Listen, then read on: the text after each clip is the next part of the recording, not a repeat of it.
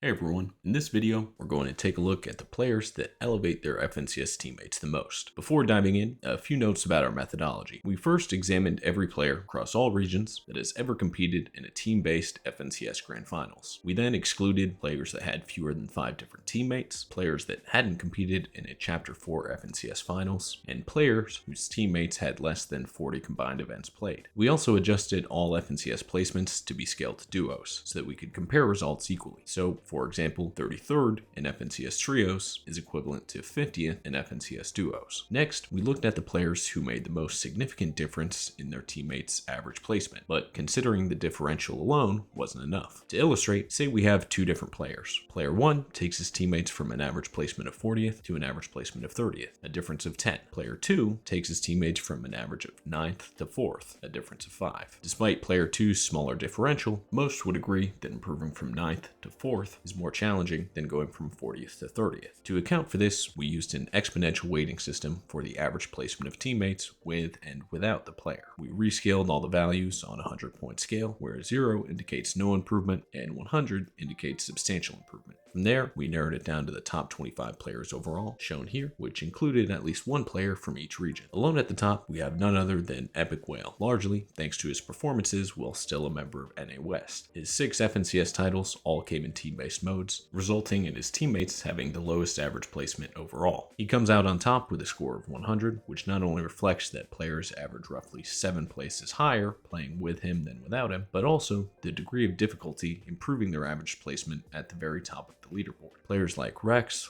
Leno, and Symmetrical all saw substantial improvements when playing alongside EpikWhale, and struggled to consistently maintain their place at the top without him. EpikWhale has been one of the best players in the world dating back to World Cup, but given his most recent results, 23rd in Major 3, and missing his first ever Grand Finals during Global Championships, it's fair to wonder whether his best days are behind him. Coming in second, we have the only other 6-time FNCS champion, Mero. Mero scores an 80.16 on our scale, improving his teammates' average placement by roughly 8 places. Another metric we examined looks at how often the players were able to take their teammates to new heights. For this, we looked at the number of teammates that had their best FNCS placement occur with the player in question.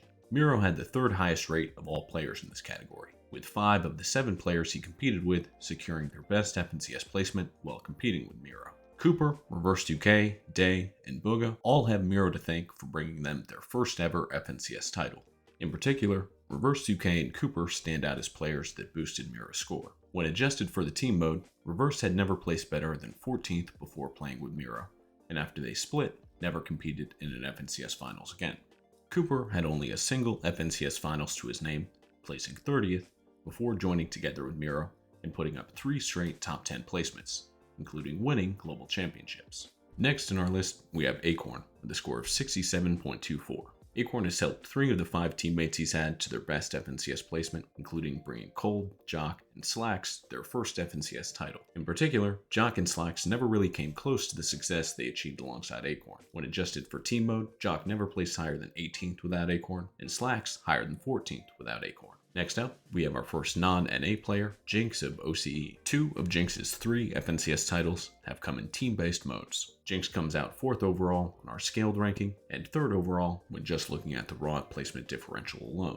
Jynx helped 4 of the 8 teammates he's played with achieve their best placement in FNCS Finals. Similar to EpikWhale, Jynx has long been a staple of competitive Fortnite, but his most recent result, 43rd in Major 3, was his lowest placement ever, so it's fair to wonder whether we're witnessing a player on the back half of his career. Finally, to round out our top 5, we have the Dangerous Dane, Thomas HD. Thomas was just one of 2 EU players to make our top 25, along with Tayson, a testament to both players' incredible consistency. He ranks 5th overall on our scale, improving his teammates' average placement by roughly 7 places. He's also helped 5 of the 8 players he's competed with to their best ever placement in an FNCS Finals, the 10th highest rate overall. Thomas has long been one of the top players in the world, and it should come as no surprise that he's among the best at getting the most out of his teammates. One last important point, this isn't necessarily a list of the best players overall. Rather, this helps us account for how players have performed with teammates of various skills. So there you have it. These are the players that have elevated their teammates the most in FNCS. Until next time, take care.